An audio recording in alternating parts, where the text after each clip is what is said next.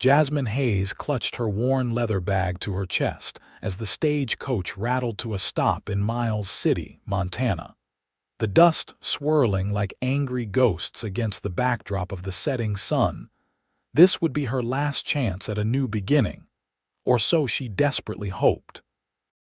The year was 1887, and at 23 years old, Jasmine felt as though she had already lived a lifetime of sorrow.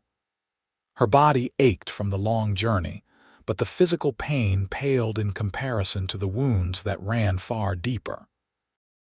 5 years of marriage to Thomas Wilcox had left her with scars both visible and hidden beneath her high-necked dress.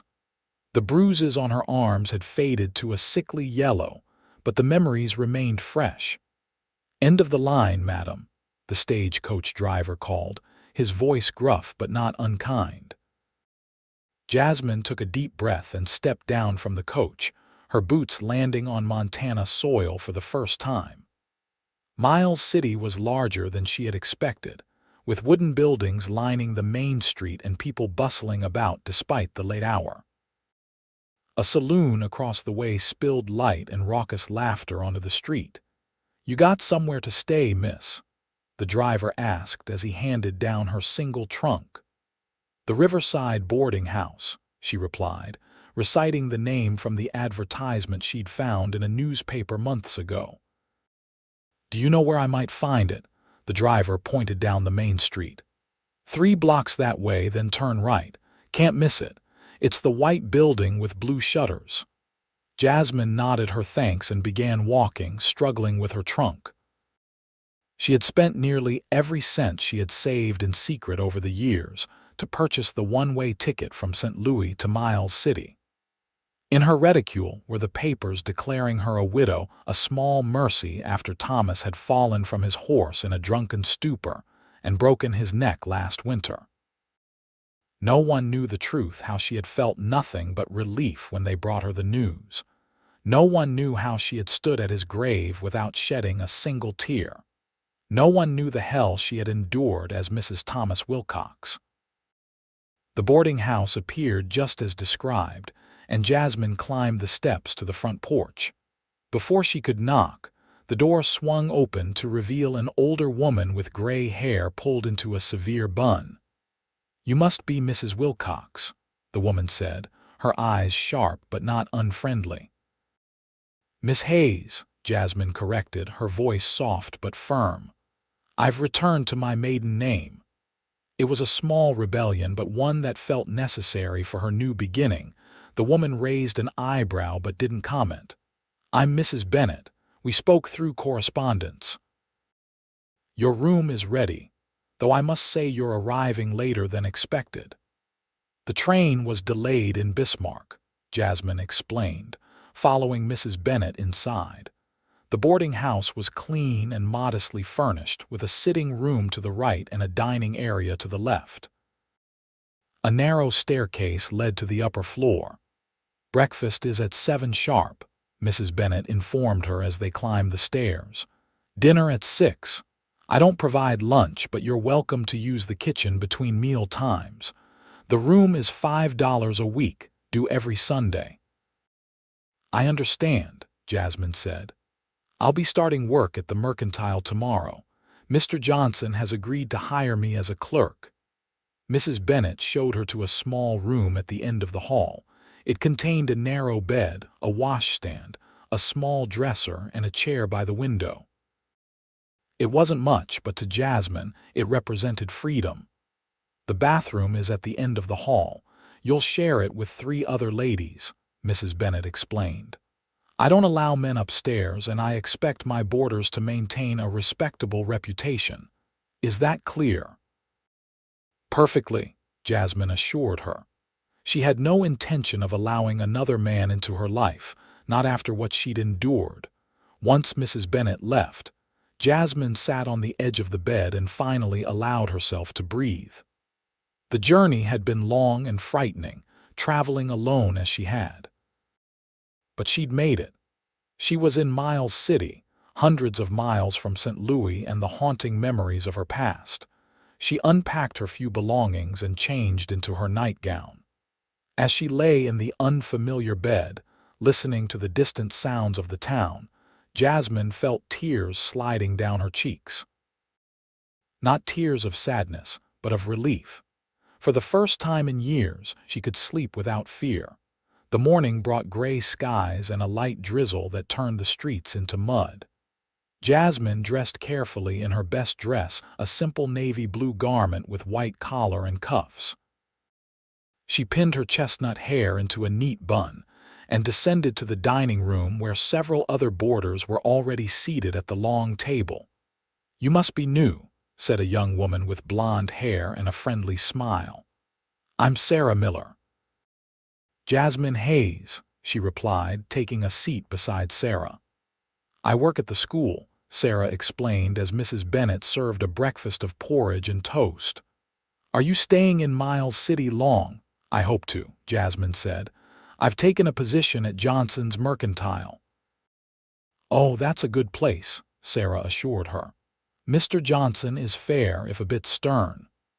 After breakfast, Jasmine made her way to the Mercantile, navigating the muddy streets as best she could.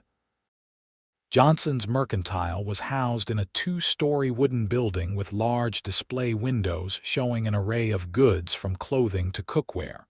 The bell above the door jingled as she entered, and a middle-aged man with spectacles looked up from behind the counter.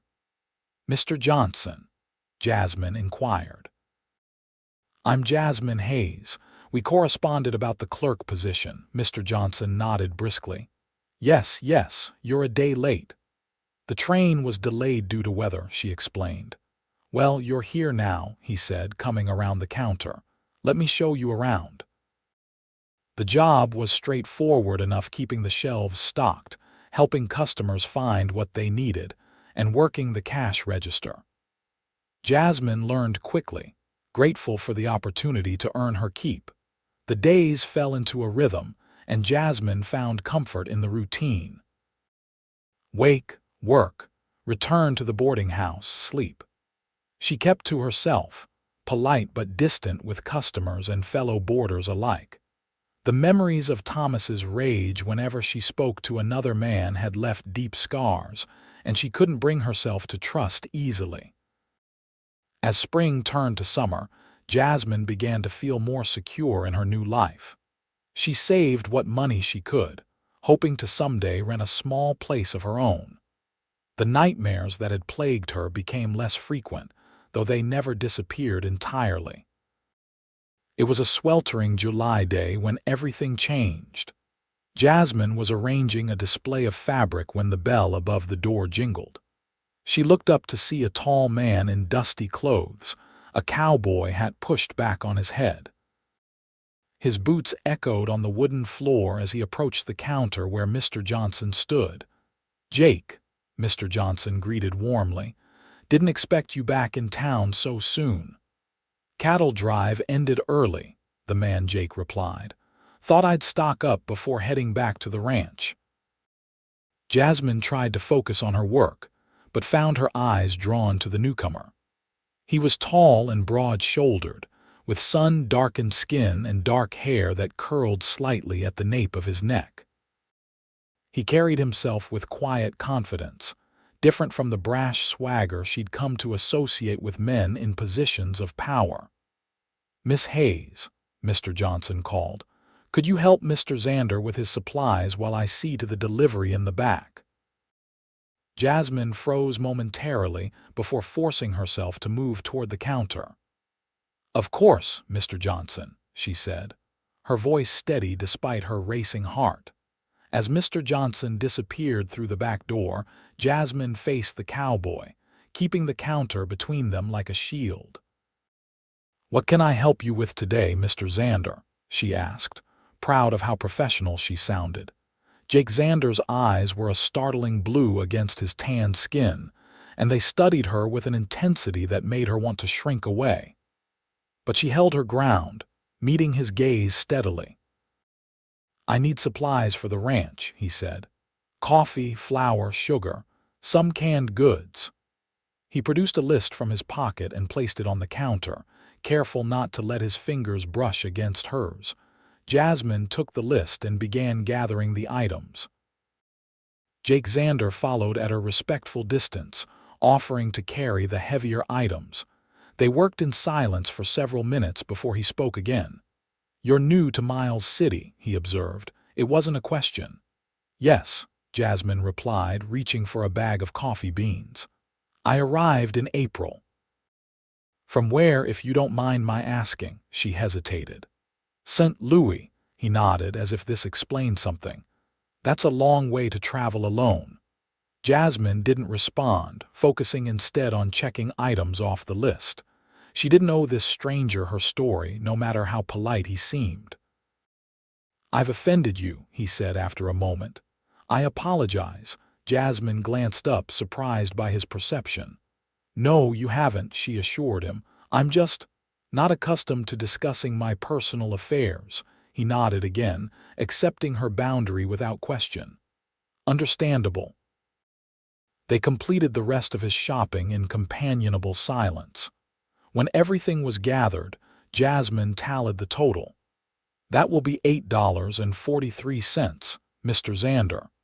Jake paid without haggling, then hesitated before lifting the heavy bags. "Miss Hayes," he said, his voice low so only she could hear. "I'm not sure what brought you all the way from St. Louis, but Miles City can be a good place for fresh starts." With that, he tipped his hat and left the store. Jasmine stood frozen, unsettled by his words. How had he guessed she was running from something? Was she so transparent? The thought troubled her for the rest of the day, and she found herself watching the door, half expecting Jake Xander to return. But he didn't, and life returned to its careful routine. Summer blazed on, and Jasmine continued her quiet existence in Miles City. She exchanged pleasantries with Mrs. Bennett and the other boarders, performed her duties at the mercantile, and took long walks by the Yellowstone River on her Sunday afternoons off. It was on one such Sunday in late August that she encountered Jake Xander again. She had found a quiet spot by the river, beneath the shade of a cottonwood tree, and was reading a book she'd borrowed from Sarah. The sound of approaching hoofbeats made her look up, her body tensing automatically. Jake Xander reined his horse to a stop several yards away. He dismounted with fluid grace and approached slowly, as if giving her time to flee if she wished. "Miss Hayes," he greeted, removing his hat. "I didn't mean to disturb your reading." Jasmine marked her page and closed the book. "Mr. Xander, what brings you to this part of the river?" "I was heading back to my ranch," he said, gesturing vaguely to the north. "The X-Bar Ranch is about 10 miles outside of town." Jasmine nodded, unsure how to continue the conversation. Social niceties had never been her strong suit, even before Thomas, and years of isolation had only made her more awkward. Jake seemed to sense her discomfort. "Would you mind if I watered my horse here before continuing on?" "Of course not," she said, gesturing to the river. "It's not my river to gatekeep." A smile tugged at his lips as he led his horse to the water's edge. Jasmine watched him surreptitiously, noting the gentle way he handled the animal. Thomas had been cruel to his horses, using spurs until they bled and a whip when they didn't respond quickly enough. "Have you been in Montana long, Mr. Xander?" she asked, surprising herself with the question. Jake glanced back at her. "Born and raised," he replied. "My father established the X-Bar after the war. I took over when he passed 5 years ago." "I'm sorry for your loss," she said automatically. "Thank you." Jake patted his horse's neck as the animal drank. "Do you have family back in St. Louis?" Jasmine tensed.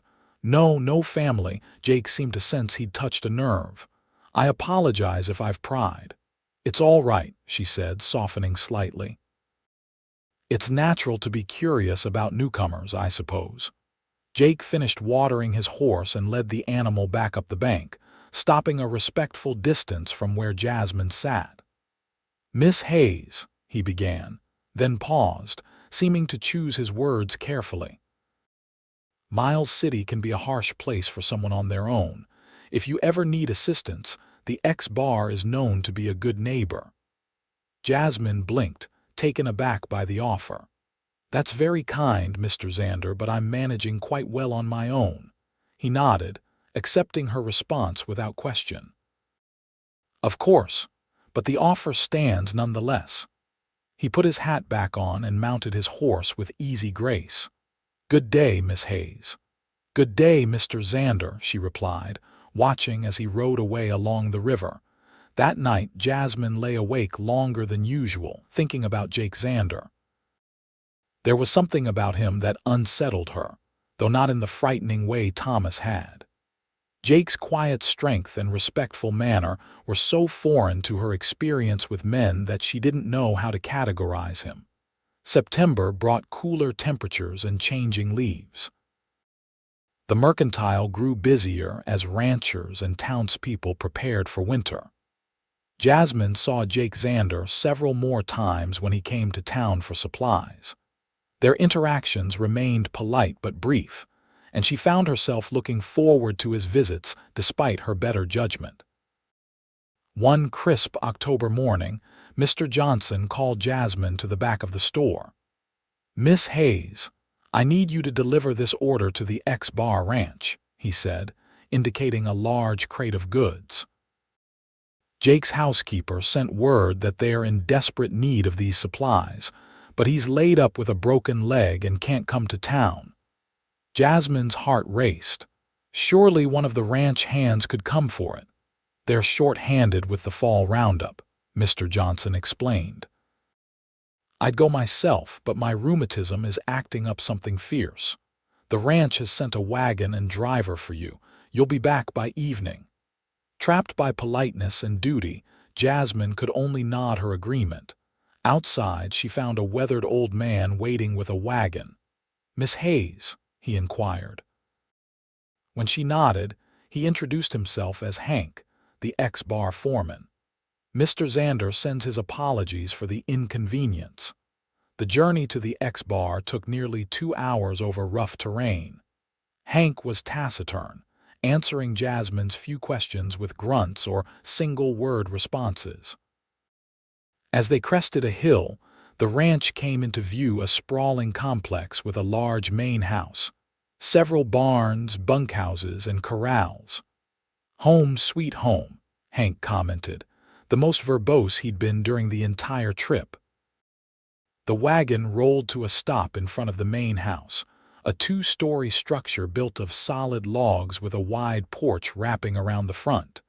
A middle-aged woman emerged from the house as Hank helped Jasmine down from the wagon. You must be Miss Hayes, the woman said warmly. I'm Mrs. Cooper, the housekeeper. Thank you for bringing our supplies. The boss has been like a bear with a sore head since he broke that leg. Jasmine smiled despite her nervousness. Mr. Johnson sent everything on your list. Bless you. Come in, come in. You must be chilled from the ride, Mrs. Cooper ushered her into the house while Hank began unloading the supplies. The interior of the X-Bar Ranch house was surprisingly elegant, with polished wooden floors, comfortable furniture, and landscape paintings adorning the walls. A large fireplace dominated the sitting room where a fire crackled merrily. Mr. Xander is in his study, Mrs. Cooper explained, leading Jasmine through the house. He insisted on trying to keep up with the ranch books despite being laid up. They paused outside a door, and Mrs. Cooper knocked lightly before opening it. Mr. Xander, Miss Hayes from the mercantile has brought our supplies. Jake looked up from the desk where he sat, his injured leg propped on a stool, his face lit with surprise then pleasure. Miss Hayes, this is unexpected. Mr. Johnson sends his regards, Jasmine said formally. He hopes you recover quickly. Mrs. Cooper excused herself to check on the supplies, leaving them alone in the study. Please sit, Jake invited, gesturing to a chair opposite his desk. You've had a long journey. Jasmine hesitated before taking the offered seat. How did you break your leg? she asked, searching for a safe topic. Jake grimaced. Foolishness. I was helping with a difficult calving in the middle of the night and didn't see a gopher hole on my way back to the house. Stepped right into it and went down hard. That sounds painful, Jasmine said, wincing in sympathy. Doc says I'm lucky it was a clean break, Jake replied. I'll be back on my feet in another few weeks. In the meantime, I'm stuck doing paperwork and driving everyone mad with my restlessness. Jasmine smiled slightly. I can imagine that's difficult for someone used to being active. They fell into surprisingly easy conversation. Jake told her about the ranch, his plans for expanding the herd in the spring, and his frustration with being confined indoors. Jasmine found herself relaxing in his presence, more than she had with anyone since arriving in Miles City. Mrs. Cooper brought tea and sandwiches, insisting Jasmine eat something before the journey back to town. As they ate, Jake studied her with those intense blue eyes. "May I ask you something personal, Miss Hayes?" he said suddenly. Jasmine tensed, her guard instantly rising. "You may ask. I can't promise I'll answer." Jake nodded, accepting her terms. "What brought you to Miles City? The truth, if you're willing to share it." Jasmine set down her teacup, considering her response. Something about Jake Xander made her want to trust him despite years of learned caution. "I needed a fresh start," she said finally. "Somewhere far from St. Louis and certain memories." Jake's expression softened. "I thought as much." "You have the look of someone running from something." "How would you know such a look?" she asked, more curious than defensive. "My mother had the same look when she first came to Montana," Jake explained. "She'd fled an abusive husband back east, found my father, and started over. She used to tell me that the greatest gift my father gave her was hope when she had none left." Jasmine's breath caught in her throat. The words hit too close to home, piercing the careful armor she'd built around her heart. "I should return to town before dark," she said abruptly, rising from her chair. Jake didn't try to stop her, though regret flashed across his face. "Of course. Thank you for bringing the supplies, Miss Hayes." Hank was waiting with the wagon, and the return journey passed in silence. Jasmine's mind whirled with thoughts of Jake Xander and his perceptive observations. By the time they reached Miles City, darkness had fallen, and she was exhausted both physically and emotionally. Mrs. Bennett was waiting up, concerned by her late return. "Mr. Johnson explained where you'd gone," she said as Jasmine entered. "I've kept your dinner warm." "Thank you, but I'm not hungry," Jasmine replied. "Mrs. Cooper fed me at the ranch." "How is Jake?" Mrs. Bennett asked, leading the way to the kitchen despite Jasmine's protest. "That boy works too hard, always has," he seemed. "In good spirits despite the broken leg," Jasmine said, accepting the plate Mrs. Bennett pushed toward her. "He's a good man," Mrs. Bennett said firmly. "Not like some. His father raised him right, and his mother made sure he knew how to treat women with respect." Jasmine picked at her food, Mrs. Bennett's words echoing Jake's mention of his mother. "You've known him long, since he was knee-high to a grasshopper," Mrs. Bennett confirmed. "My late husband and his father were friends. When Charles, that's my husband, passed, Jake made sure I was taken care of. Offered me a place at the ranch, but I preferred my independence." Jasmine nodded, absorbing this new information about Jake Xander. Everything she learned about him contradicted her hard-earned suspicion of men. It was unsettling. The following weeks brought an early winter. Snow blanketed Miles City before Thanksgiving, and bitter cold settled in. Business at the mercantile slowed as travel became difficult. Jasmine was restocking shelves one afternoon when the bell above the door jingled, bringing a blast of cold air. She looked up to see Jake Xander stamping snow from his boots. He walked with a slight limp, but was clearly recovered enough to ride into town. Their eyes met across the store, and Jasmine felt a flutter in her chest that had nothing to do with fear. "Miss Hayes," he greeted, approaching the counter. "You're looking well." "As are you, Mr. Xander," she replied. "Your leg has healed." "Well enough," he confirmed. "Doc says I'm lucky to have no lasting damage." Mr. Johnson emerged from the back room, greeting Jake warmly. They spoke of ranch business for a few minutes before Mr. Johnson excused himself to help another customer. "I've been meaning to thank you properly for delivering those supplies," Jake said, his voice low. "It was above and beyond your duties." "It was nothing," Jasmine assured him. "To me, it wasn't nothing," Jake replied. "Miss Hayes, would you allow me to express my gratitude by escorting you to the Thanksgiving social at the church next week?" Jasmine froze, panic rising in her throat. She hadn't attended any social function since arriving in Miles City, preferring the safety of solitude. The thought of appearing publicly on Jake Xander's arm, drawing attention and gossip, made her heart race unpleasantly. I don't think that would be appropriate," she managed to say. Jake's expression fell slightly, but he nodded. "I understand. Perhaps another time." He completed his purchases quickly after that and left with a tip of his hat. Jasmine watched him go, a confusing mix of relief and regret swirling in her chest. That night, as she prepared for bed, there was a soft knock on her door. She opened it to find Sarah, her fellow boarder, smiling conspiratorially. "I heard Jake Xander asked you to the Thanksgiving social," Sarah whispered, slipping into Jasmine's room without invitation. Jasmine sighed. News traveled fast in Miles City. "How did you hear that, Mrs.?" "Matthews was in the store when he asked," Sarah explained, sitting on the edge of Jasmine's bed. "Why did you say no?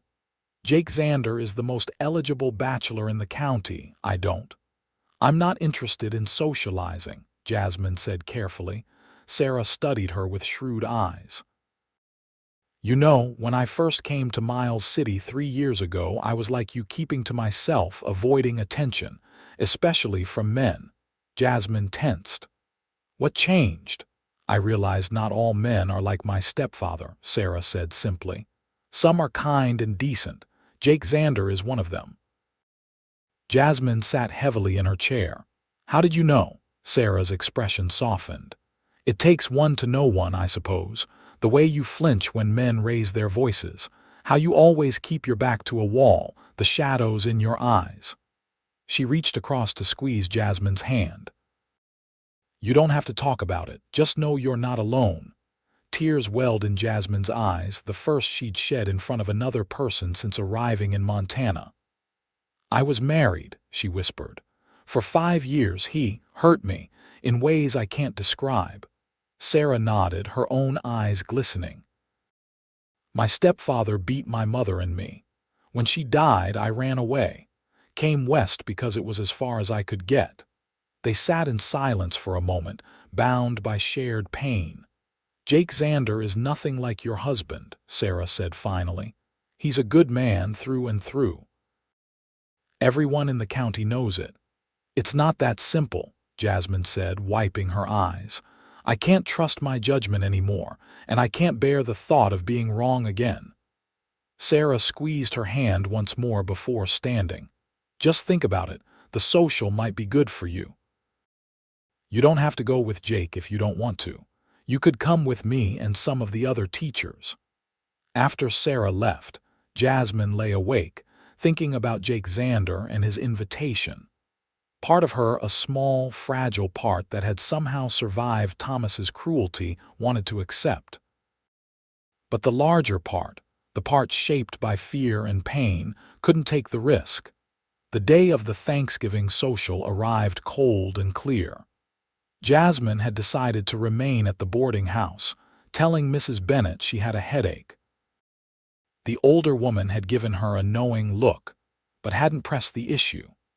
As the other boarders departed for the church, dressed in their finest clothes and chattering excitedly, Jasmine sat by the window in the deserted sitting room, a book open but unread in her lap. The house was quiet, almost unnaturally so after weeks of living with the constant background noise of other people. A knock at the front door startled her from her thoughts. Hesitantly, she rose to answer it, expecting a late delivery or perhaps one of the boarders having forgotten something. Instead, she found Jake Xander standing on the porch, hat in hand and determination in his eyes. "Mr. Xander," she gasped, "what are you doing here?" "I thought perhaps you might have changed your mind about the social," he said, his deep voice rumbling in the cold air. Jasmine shook her head. "I haven't. I told you it wouldn't be appropriate." "Because you're a clerk and I'm a rancher?" Jake asked. "Or because you're afraid?" His directness took her breath away. "I don't know what you mean." "I think you do," he said gently. "Miss Hayes, Jasmine, I know you're running from something." "Someone. I won't press you to tell me what or who, but I'd like the chance to show you that not all men are to be feared." Jasmine gripped the doorframe, torn between slamming the door and throwing herself into his arms. "You don't know anything about me," she said, her voice trembling. "I know you're brave," Jake replied. "I know you traveled halfway across the country alone to start a new life. I know you work hard and keep to yourself and read books by the river on Sundays." He paused. "And I know someone hurt you badly enough that you flinch when men raise their voices." Tears sprang to Jasmine's eyes. "Why are you doing this?" Jake's expression softened. "Because from the moment I saw you in the mercantile, I haven't been able to stop thinking about you. Because you deserve better than hiding away from life out of fear." "You don't understand," she whispered. "Then help me understand," he urged. "Not now, not today, but someday when you're ready." Jasmine wiped her eyes with the back of her hand.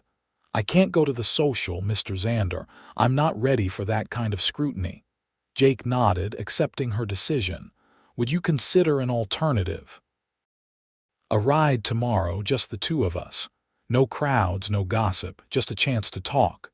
Jasmine hesitated, teetering on the edge of a decision that felt momentous. "I don't know." "I'll bring you back whenever you want," Jake promised. "You'll be in control the entire time." Those words, "you'll be in control," struck a chord deep within her. Thomas had systematically stripped away every vestige of control in her life, from what she wore to whom she spoke with, even to when she could leave the house. "Yes," she said suddenly, surprising herself as much as Jake. "Yes, I'll go riding with you tomorrow." Jake's smile was like sunrise breaking over the mountains. "I'll come for you at 10 if that suits." "It does," she confirmed, already half regretting her impulsiveness but unwilling to withdraw the agreement. "Until tomorrow, then," Jake said, his eyes warm. He placed his hat back on his head and turned to go, then paused. "Happy Thanksgiving, Jasmine." "Happy Thanksgiving, Jake," she replied, using his first name for the first time. That night, Jasmine barely slept, alternating between anticipation and dread. By morning, she had changed her mind a dozen times, but when Jake arrived precisely at 10, she was ready, dressed in her warmest clothes.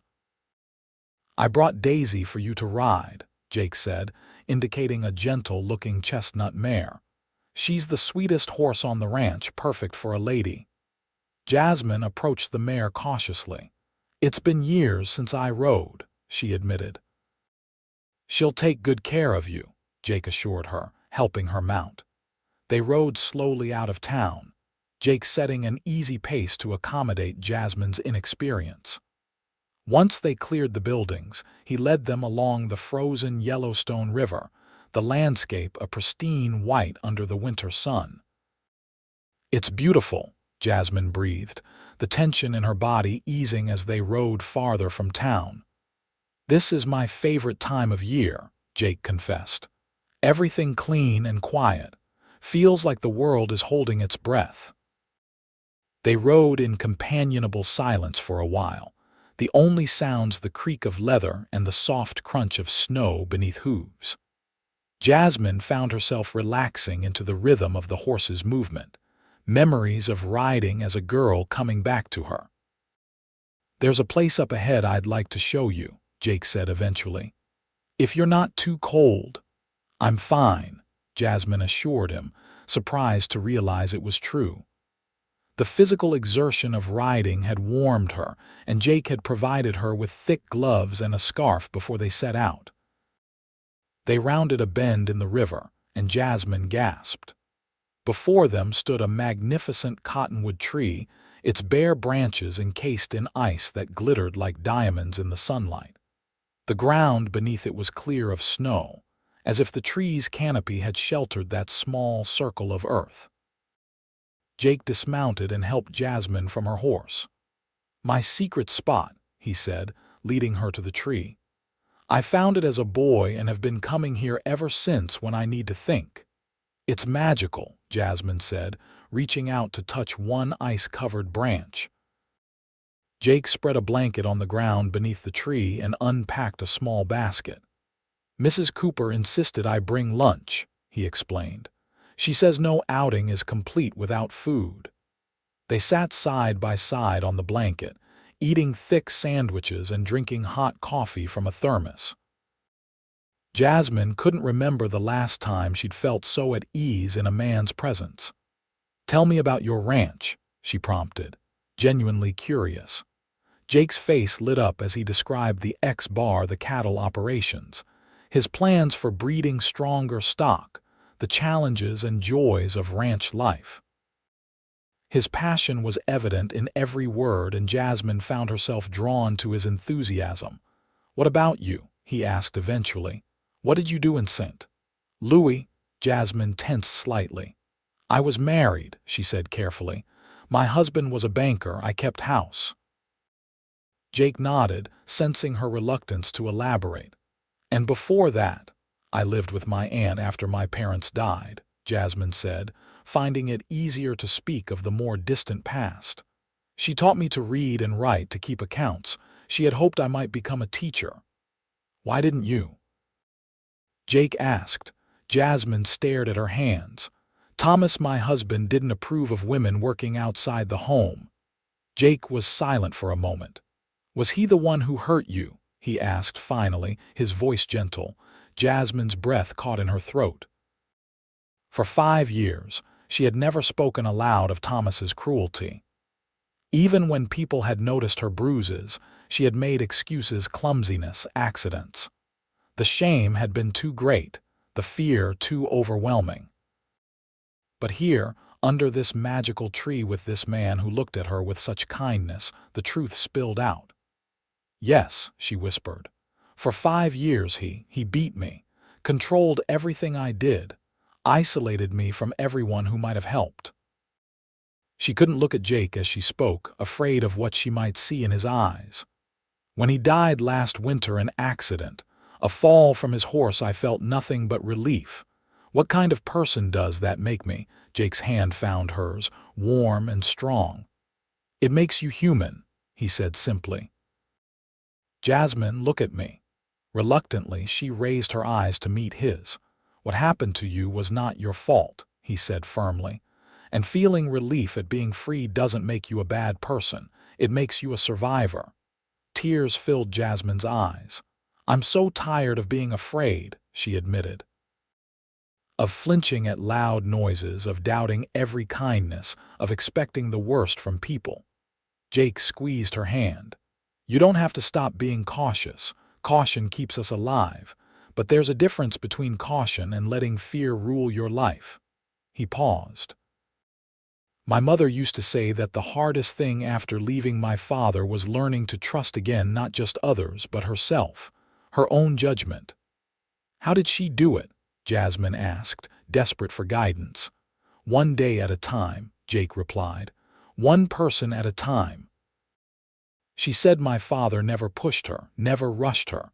He just remained steadfast, proving through actions rather than words that he was worthy of trust." Jasmine nodded slowly. "That's what you're doing, isn't it? Being steadfast." Jake smiled, the corners of his eyes crinkling. "I'm trying." Is it working? A small laugh escaped her, surprising them both. Maybe. A little. They stayed beneath the cottonwood tree until the winter sun began to sink toward the horizon. As they packed up to leave, Jasmine felt lighter than she had in years, as if sharing her burden had physically lifted a weight from her shoulders. The ride back to Miles City was quiet, both lost in their own thoughts. When they reached the boarding house, Jake helped her dismount, his hands strong and sure at her waist. "Thank you for today," Jasmine said, looking up at him. "For everything." "Will you ride with me again?" Jake asked, a hint of vulnerability in his voice. "Perhaps next Sunday," Jasmine nodded. "I'd like that." As winter deepened, Jasmine and Jake fell into a rhythm. Every Sunday, weather permitting, he would arrive at the boarding house, and they would ride out to the cottonwood tree or explore other beautiful spots along the river.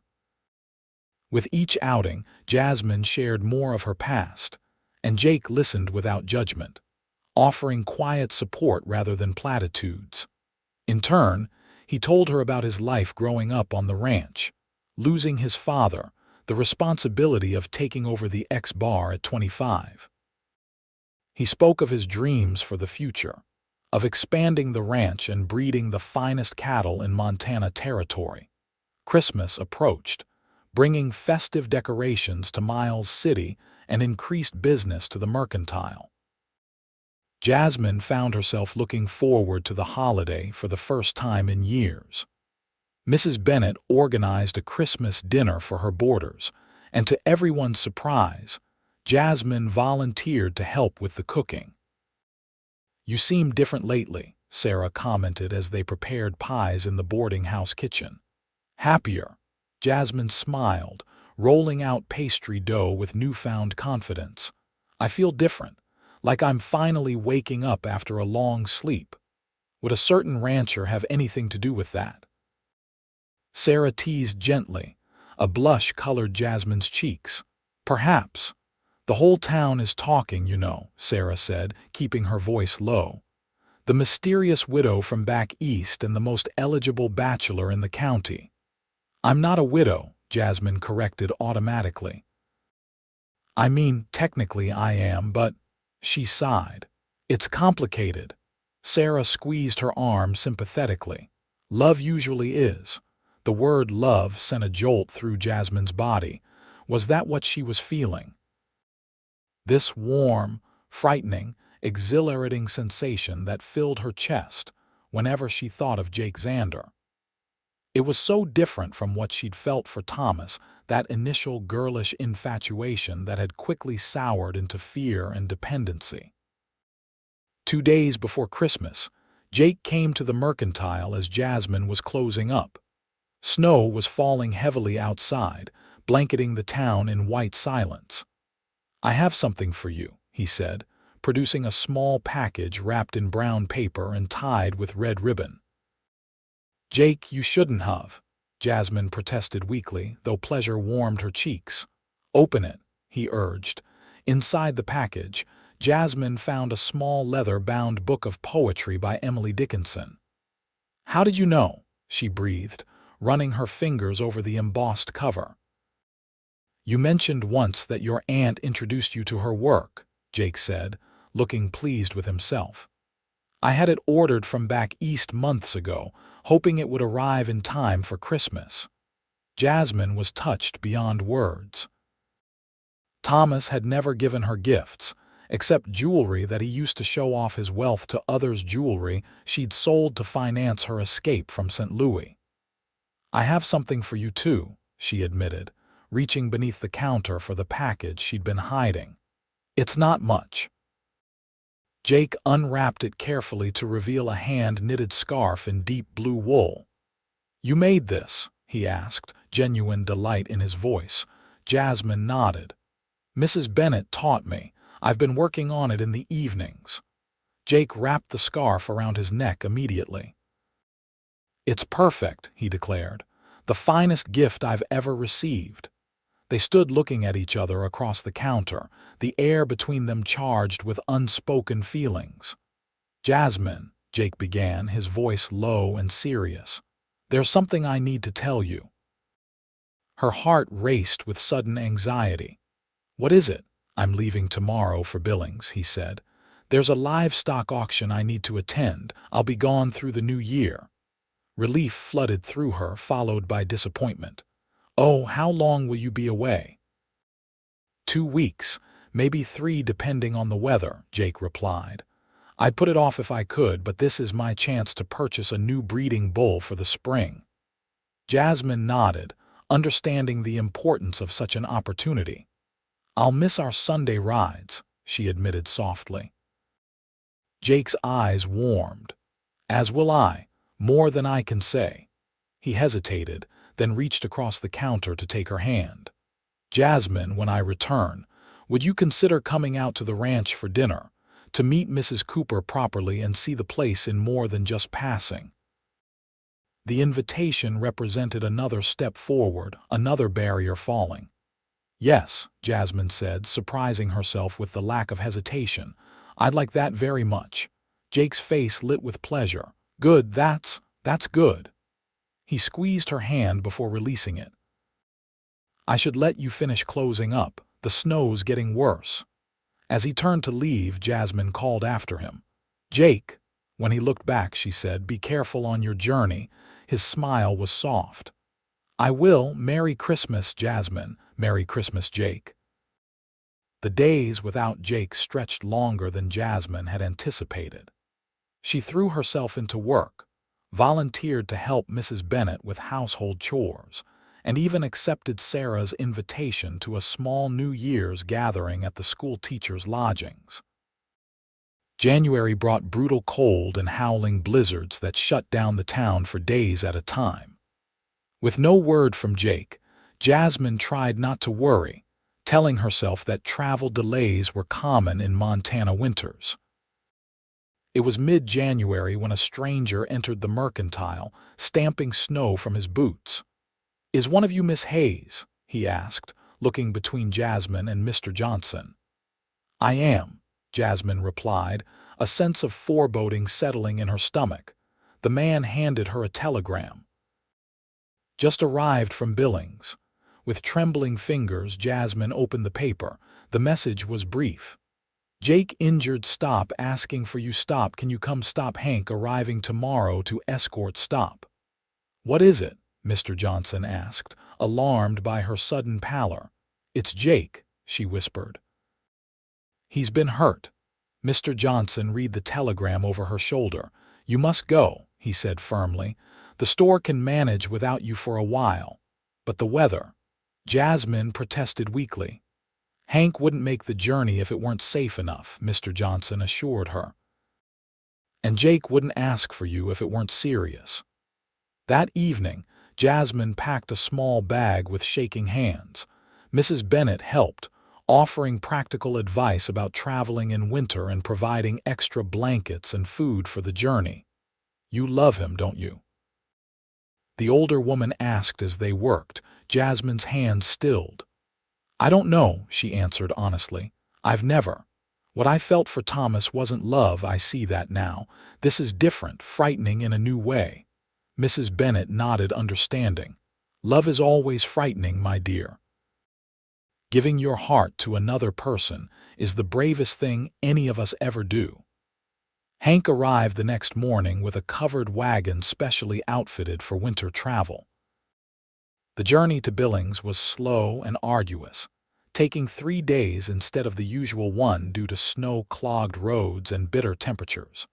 Hank was more talkative than Jasmine remembered, perhaps sensing her need for distraction.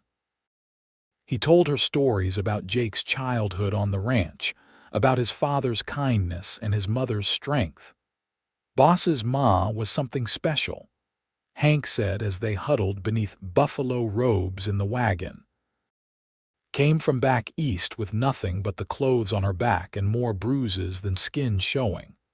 Old man Xander found her half dead by the roadside, brought her to the ranch, nursed her back to health, never laid a hand on her except in kindness. "How did Jake know?" Jasmine asked. "About my past, I mean." Hank gave her a sidelong glance. Reckon he recognized the signs. Grew up watching his ma flinch at loud noises, same as you do. Plus, you got that look in your eye wary, like a half-broken horse always expecting the whip. Jasmine nodded, not offended by the comparison. "What happened to Jake?" she asked, changing the subject. "The telegram didn't say." Hank's face darkened. "Stampede at the stockyards.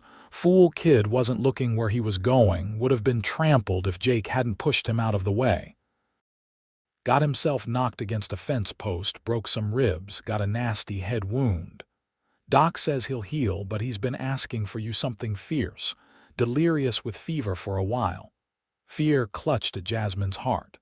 "Is he going to be all right?" "Doc seems to think so," Hank assured her. "Boss is tough as old leather. Takes more than a few ornery steers to keep him down." They reached Billings late on the third day, the town larger and busier than Miles City despite the winter weather. Hank took her directly to the hotel where Jake was recuperating under a doctor's care. "Room 214, the clerk directed after Hank inquired.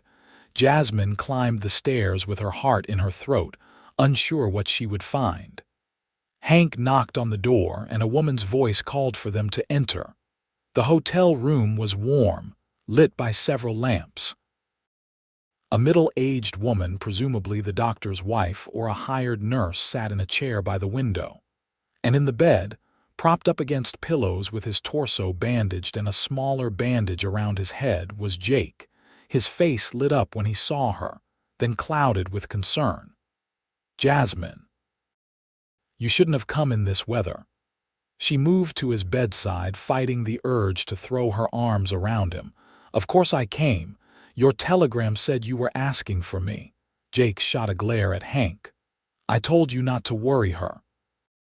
"And I told you she'd want to know," Hank replied unrepentantly. "I'll leave you two to talk. Need to see about rooms for the night anyway." He nodded to the nurse who followed him out, leaving Jasmine and Jake alone. "How bad is it?" Jasmine asked, taking the chair the nurse had vacated and pulling it closer to the bed. 3 broken ribs, a concussion, and more bruises than I care to count," Jake admitted. "Could have been worse. The boy I pushed out of the way escaped with just a few scrapes." Jasmine reached out hesitantly, then placed her hand over his. "You could have been killed." Jake turned his hand to clasp hers. "But I wasn't, and now you're here." They looked at each other in the lamplight, so much left unsaid between them. "Jake," Jasmine began, gathering her courage. "When I got that telegram, I realized." "What?" Jake prompted when she faltered.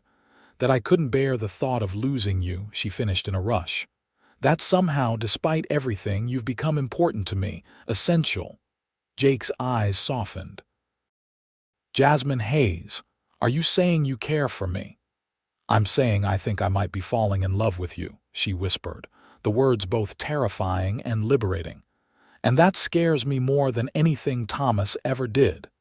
Jake raised their joined hands to his lips, pressing a kiss to her knuckles. "Love should never be frightening," he said gently.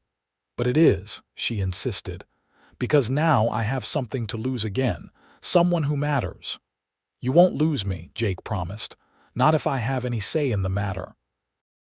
"You can't promise that," Jasmine said, thinking of his injuries, of the dangerous work he did, of all the unpredictable ways life could take someone away.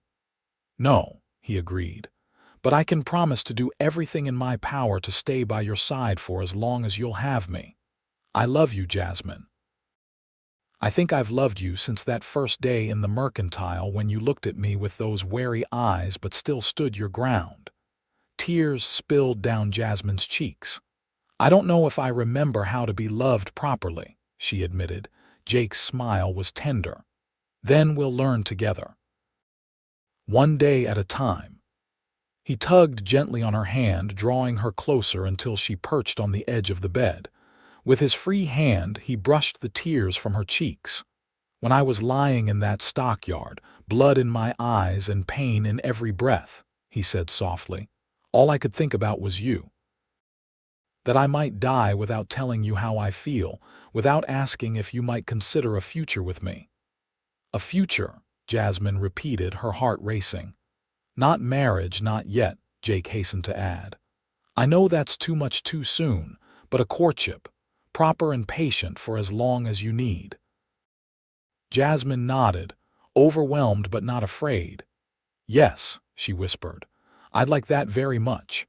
Jake's smile outshone the lamps, despite the pain it must have caused his injured ribs. "Mrs. Cooper will be delighted," he said. "She's been pestering me to make an honest declaration for months now." Jasmine laughed through her tears. "Has the entire town been conspiring to bring us together?" "Only those who care about us," Jake replied. "Which, admittedly, seems to be most of Miles City." The doctor returned then, shooing Jasmine out so he could check Jake's bandages. Hank had secured her a room across the hall, and she retreated there to rest after the long journey. That night, lying in the unfamiliar bed, Jasmine reflected on the extraordinary turn her life had taken. 6 months ago, she had arrived in Miles City with nothing but fear and determination. Now, she had a job, friends, and a man who loved her not as a possession to control, but as a person to cherish. The following days passed in a blur of doctor's visits and careful planning. Jake was healing well but couldn't travel for at least another week. Jasmine sent a telegram to Mr. Johnson, explaining the situation, and received a prompt reply granting her as much time as needed. She spent her days at Jake's side, reading to him from her book of Emily Dickinson poems, playing cards, or simply talking. In the evenings, Hank would escort her to dinner in the hotel dining room, regaling her with more stories of the X-Bar Ranch and its colorful history. By the time the doctor declared Jake fit to travel, Jasmine felt as though she'd known both men for years rather than months. The journey back to Miles City was slower and more comfortable than the trip to Billings, with frequent stops to allow Jake to rest. "There's something I want to show you when we get home," Jake said on the second day of travel, his head resting against the side of the wagon as they jolted along. "Something I've been working on at the ranch." "What is it?" Jasmine asked, curious. Jake's smile was mysterious. "A surprise. Something I hope will convince you to spend more time at the X-Bar." They arrived at the ranch late in the afternoon, the winter sun already sinking toward the horizon. Mrs. Cooper bustled out to meet them, clucking over Jake's pale complexion and insisting he go straight to bed. "And you, Miss Hayes, look exhausted," the housekeeper declared. "I've prepared the blue guest room for you. Dinner will be ready in an hour." The next morning, after a breakfast that Mrs. Cooper practically forced upon them both, Jake asked Jasmine to accompany him on a short walk. "Are you sure you're up for it?" she asked, concerned by the way he still favored his injured side. "It's not far," he assured her. "Just behind the house." They bundled up against the January cold and stepped outside.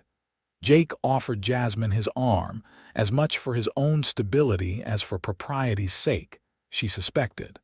They walked slowly around the main house to a smaller structure set a little apart from the other buildings. "What is this?" Jasmine asked as Jake opened the door. "See for yourself," he invited, gesturing for her to enter. Jasmine stepped inside and gasped. The small cabin had been furnished as a schoolroom, with a teacher's desk at the front, several rows of student desks, a blackboard on one wall and bookshelves lining another. Sunlight streamed through windows on the eastern wall, illuminating the fresh paint and polished wood. "Jake," she breathed, turning in a circle to take it all in. "What is this?" "A school," he replied, watching her reaction closely. "For the ranch children and any others nearby. We're too far from town for daily attendance, especially in winter. The children either go without education or are sent away to boarding schools." "But why show me?" Jasmine asked, though her heart already knew the answer. "Because I remember you saying your aunt wanted you to be a teacher," Jake said simply. "And I thought perhaps you might want that too." Jasmine ran her hand along one of the desks, emotions swelling in her chest. "You built this for me.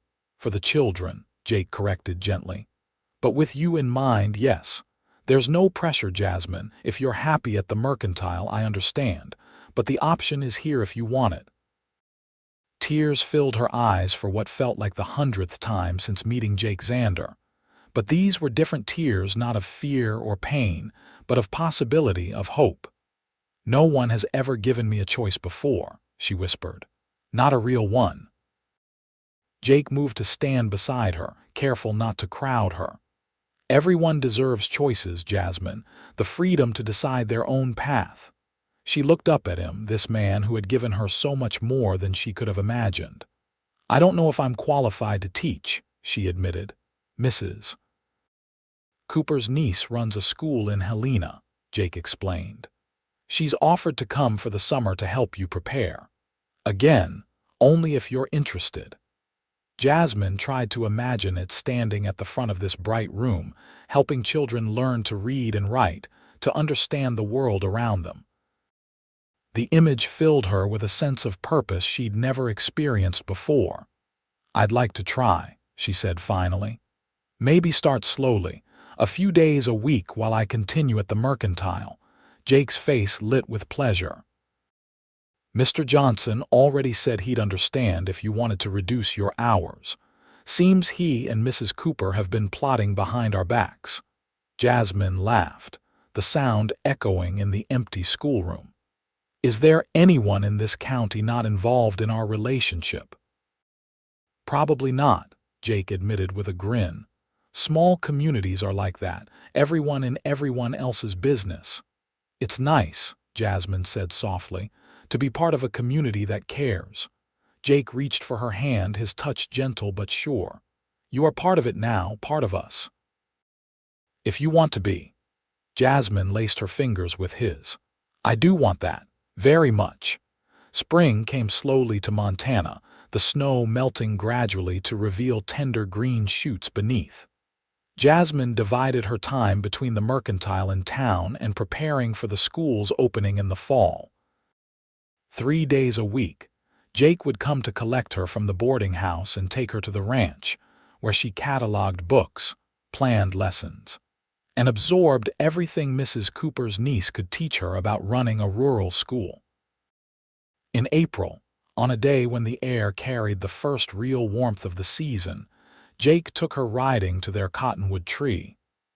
The branches were budding with new leaves, the ice long melted, but the spot retained its magic.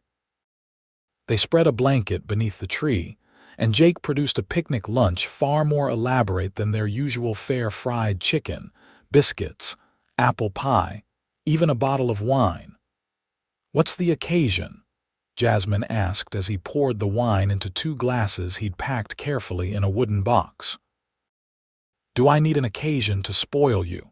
Jake countered, but there was a nervous energy about him that made Jasmine suspect he had something specific in mind. They ate and talked about ordinary things: the school, the new calves being born at the ranch, the gossip from town. As they finished the pie, Jake grew quieter, more contemplative. "Jasmine," he said finally, setting aside his plate, "these past months have been the happiest of my life." "Mine too," she said softly, meaning it with every fiber of her being. Jake reached for her hand. "When I was a boy, my mother told me that the greatest gift my father ever gave her was hope when she had none left. I didn't understand then what she meant, but I think I do now." Jasmine's heart began to race as Jake shifted to kneel before her, still holding her hand. "When you came to Miles City, you were running from a past that had stolen your hope," he continued. "I saw it in your eyes that first day, the wariness, the resignation, the emptiness where hope should be." Tears blurred Jasmine's vision as Jake reached into his pocket with his free hand. "You once told me you had no hope left," he said, his voice thick with emotion. And I wanted more than anything to give you some of mine, to show you that the world could be kind, that love could be gentle, that you deserved happiness." He opened his palm to reveal a ring, a simple gold band with a small diamond that caught the spring sunlight. "I'm asking now if you'll let me give you my heart, my name, my life," Jake said. "Jasmine Hayes, will you marry me?" Jasmine looked at the man kneeling before her, this man who had shown her with every word and deed what love truly meant. The fear that had been her constant companion for so long was still there, a shadow at the edges of her heart. But it no longer controlled her, no longer defined her. "Yes," she whispered, then louder. "Yes, Jake Xander, I will marry you." Jake slipped the ring onto her finger, then pulled her into his arms, his kiss gentle yet filled with promise. When they finally parted, both breathless, he rested his forehead against hers. "I promise to spend every day proving worthy of your trust," he said solemnly. "To never raise my voice or hand in anger, to cherish your strength and independence, to be your partner in all things." "And I promise to believe in that promise," Jasmine replied. "To not let the ghosts of my past haunt our future. To trust not just you, but myself, my heart, and my judgment." They married in June, beneath the cottonwood tree that had witnessed their journey from strangers to lovers. The entire town of Miles City seemed to attend, along with ranchers from miles around. Mrs. Bennett cried openly, while Hank and Mr. Johnson pretended their own eyes weren't suspiciously moist. Jasmine wore a simple white dress that Sarah had helped her make, with wildflowers in her hair instead of a veil. Jake could hardly take his eyes off her as she walked toward him on Mrs. Bennett's arm, his face alight with love and pride. The minister spoke of partnership and respect, of nurturing love through good times and bad. When it came time for their vows, Jake took both Jasmine's hands in his.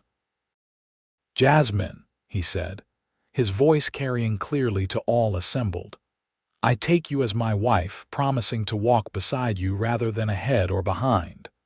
I promise to listen when you speak, to respect your thoughts and feelings, to support your dreams as you have supported mine.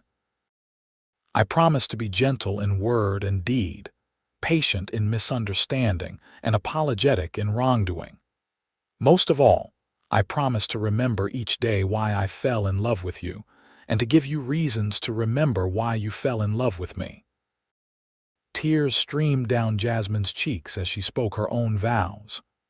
"Jake, I take you as my husband, promising to trust you with my heart and my future. I promise to speak honestly, to listen openly, and to forgive freely. I promise to be your equal partner in our life together, to share both burdens and joys. And I promise to remember each day that love is a choice we make, a choice I make gladly, with eyes and heart wide open." The reception was held at the ranch, with tables set up on the lawn and lanterns hanging from tree branches. There was dancing and laughter, food and drink, and a sense of community that wrapped around the newlyweds like a blanket. As the sun began to set, painting the Montana sky in shades of pink and gold, Jake led Jasmine away from the celebration to a quiet spot overlooking the ranch. "Happy?" he asked, his arm around her waist. "More than I ever imagined possible," she replied, leaning into his embrace. "Thank you, Jake." He pressed a kiss to her temple. "For what?" "For giving me hope when I had none left," Jasmine said simply. "For seeing something in me worth saving when I couldn't see it myself." "You saved yourself, Jasmine," Jake corrected gently.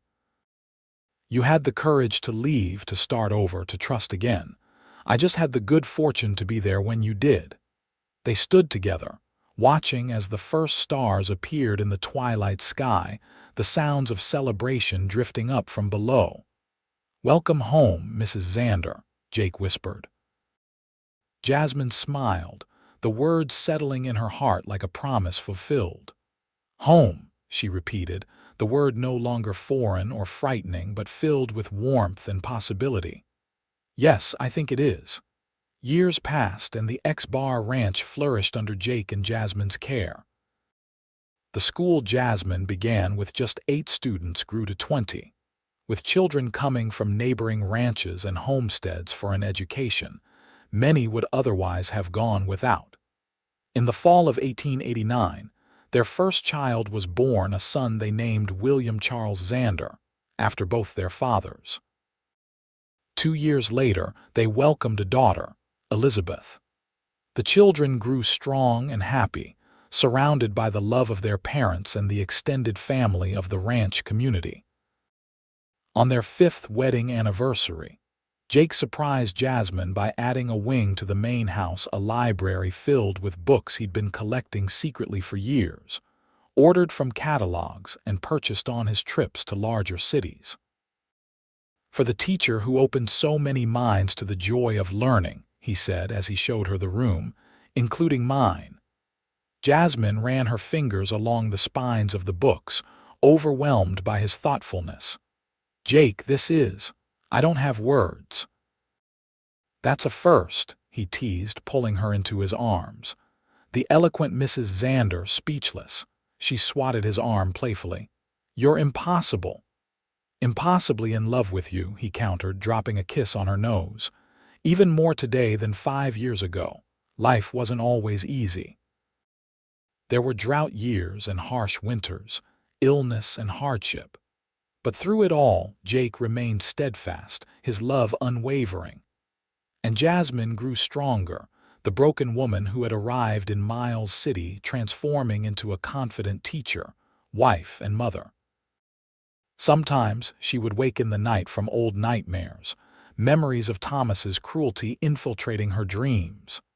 But Jake would be there, his gentle touch and soothing voice anchoring her to the present, reminding her that she was safe, loved, home. In 1912, 25 years after Jasmine first stepped off the stagecoach in Miles City, the X-Bar hosted a celebration to mark the anniversary of the school she had built from nothing. Former students, now grown with children of their own, returned to honor the teacher who had changed their lives.